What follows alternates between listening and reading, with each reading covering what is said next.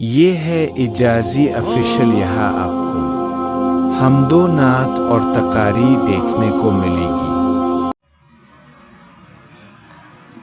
میرے دوستو، اسلام اپنی طاقت دکھائے گا، اسلام اپنی قوت دکھائے گا جب مسلمان اللہ سے محبت کرے گا۔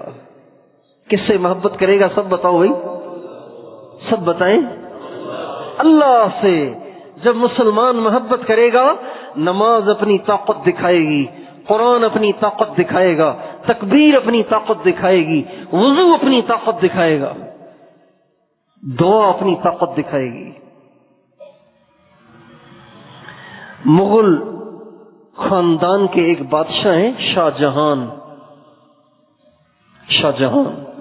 اورنگزیب عالمگیر، ایک بہت بڑے اللہ والے بادشاہ گزرے ہیں، یہ ان کے والد صاحب ہیں۔ شاہ جہان بادشاہ تھے، جیسے عام بادشاہ ہوتے ہیں، مسلمان تھے لیکن بادشاہ تھے، بے دین تھے۔ تو یہ جو تھے نا، یہ ریشم پہنتے تھے، جبکہ ریشم پہننا حرام ہے، ریشم پہننا حرام ہے۔ ہمارے نبی کا ارشاد ہے، جب میری امت ریشم پہنے گی، میری امت سونا پہنے، میری امت کے مرد سونا پہنیں گے، اللہ کا عذاب آئے گا، اللہ کا ان پہ عذاب آئے گا۔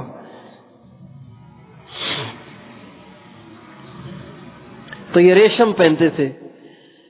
تو کسی نے جمعے کے دن جامع مسجد میں حضرت ملا جیون رحمت اللہ علیہ، ایک بہت بڑے بزرگ گزرے ہیں، انہوں نے کتاب لکھی ہے نور الانوار، ہمارے مدرسوں میں پڑھائی جاتی ہے، نور الانوار اصول فقہ میں،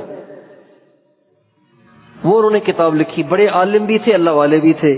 تو ان سے کسی نے مسجد میں پوچھا کہ حضرت، مرد کے لیے ریشم پہننا جائز ہے؟ تو فرمایا حرام ہے۔ کہا جی اگر بادشاہ پہنے؟ تو فرمایا بادشاہ کے لیے بھی حرام ہے، بادشاہ کے لیے بھی تو وہی حکم ہے جو سب کے لیے ہے۔ جب یہ کہا تو کسی نے بادشاہ سے جا کے کہا کہ حضرت آپ کو پتہ ہے ملا جیون نے آپ کے خلاف مسجد میں فتویٰ دیا ہے، آپ کی عزت پہ ہاتھ ڈالا ہے۔ شاہ جہان کو غصہ آ گیا اور اس نے 2 سپاہی بھیجے کہ جاؤ جا کے ملا جیون کو گرفتار کر کے لے آؤ۔ اب سپاہی چلے ملا جیون کو گرفتار کرنے کے لیے، لیکن شاہ جہان کا جو بیٹا تھا نا اورنگزیب عالمگیر، وہ پڑھتا تھا ان کے پاس، وہ ان کا شاگرد تھا۔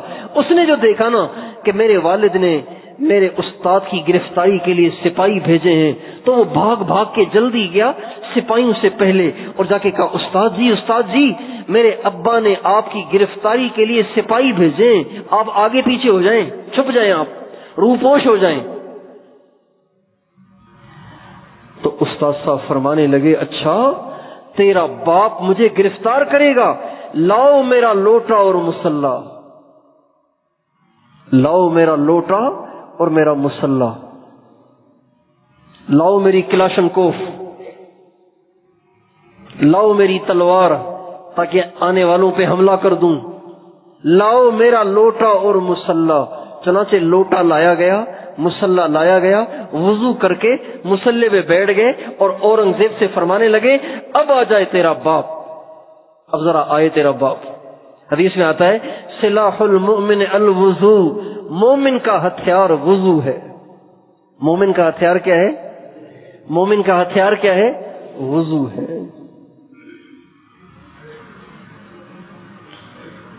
ہمارے نبی کا ارشاد ہے جو آدمی باوضو رہتا ہے اللہ اس کی روزی میں برکت دیتا ہے، جو باوضو رہتا ہے ایک فرشتہ اس کی حفاظت کے لیے اللہ مقرر کر دیتا ہے، اور جو باوضو رات کو سوتا ہے ایک فرشتہ ساری رات اس کا پہرا دیتا ہے، اور باوضو جو سوئے گا رات کو جس وقت اس کی آنکھ کھلے گی جو دعا کرے گا قبول ہو جائے گی۔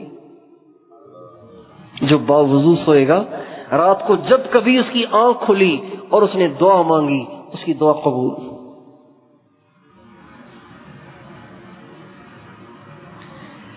لاؤ میرا لوٹا اور مسلح، اور وضو کر کے مصلی پہ بیٹھ گئے اور فرمانے لگے اب آ جائے تیرا باپ۔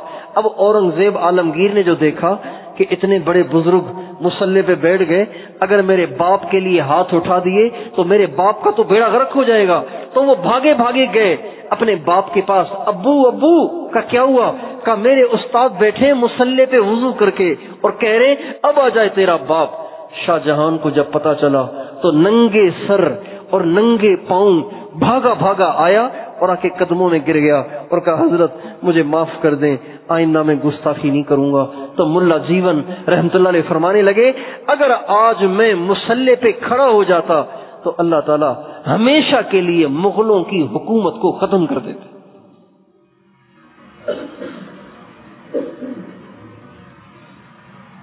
نماز میں بڑی طاقت ہے، ذکر میں طاقت ہے، تلاوت میں طاقت ہے، درود میں طاقت ہے، اعمال میں طاقت ہے، لیکن یہ اعمال کی طاقت اللہ تب ظاہر کرے گا جب مسلمان حقیقت کے ساتھ کرے گا۔ اور حقیقت کا کیا مطلب ہے؟ کہ دین پہ اللہ پاک کی محبت کے ساتھ چلا جائے۔ میرے بھائیوں، آج ہمارا اسلام رسمی بن گیا ہے، رسمی بن گیا۔ یہ ہمارے بچے مدرسے میں پڑھتے ہیں، بس ان کی والدہ نے بھیج دیا، ان کے والد نے بھیج دیا، تبلیغ میں چلہ لگایا، تھوڑا سا جذبہ بن گیا تو مدرسے میں آ گئے۔